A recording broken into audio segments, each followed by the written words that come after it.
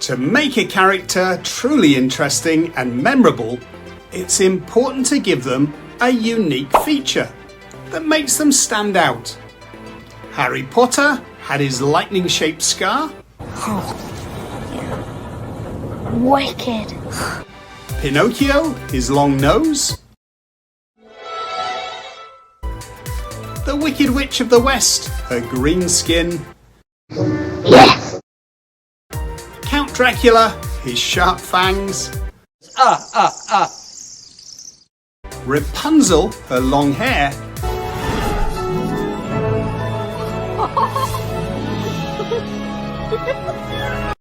And Peter Pan, his long ears. Must be here somewhere. Another way of making a character unique is not through a physical feature, but through an accessory or a prop. Willy Wonka had his hat and cane.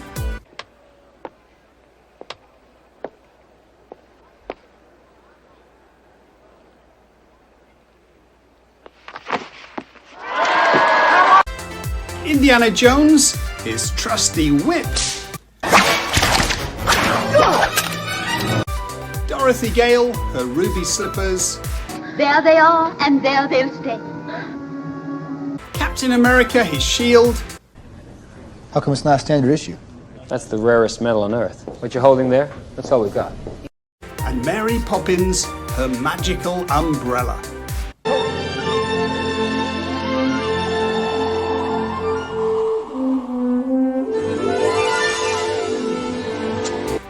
Giving them these props makes each character easy to recognize and hard to forget. In this tutorial, we'll discuss how you can use props and accessories in your stories. Let's get started. Use props and accessories to make your story characters unique.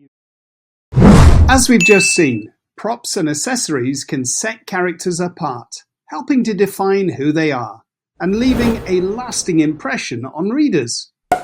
Superman wouldn't seem right without his red cape. Winnie the Pooh always seems to be carrying a honey pot. And imagine Peter Rabbit without a blue coat. Impossible, right?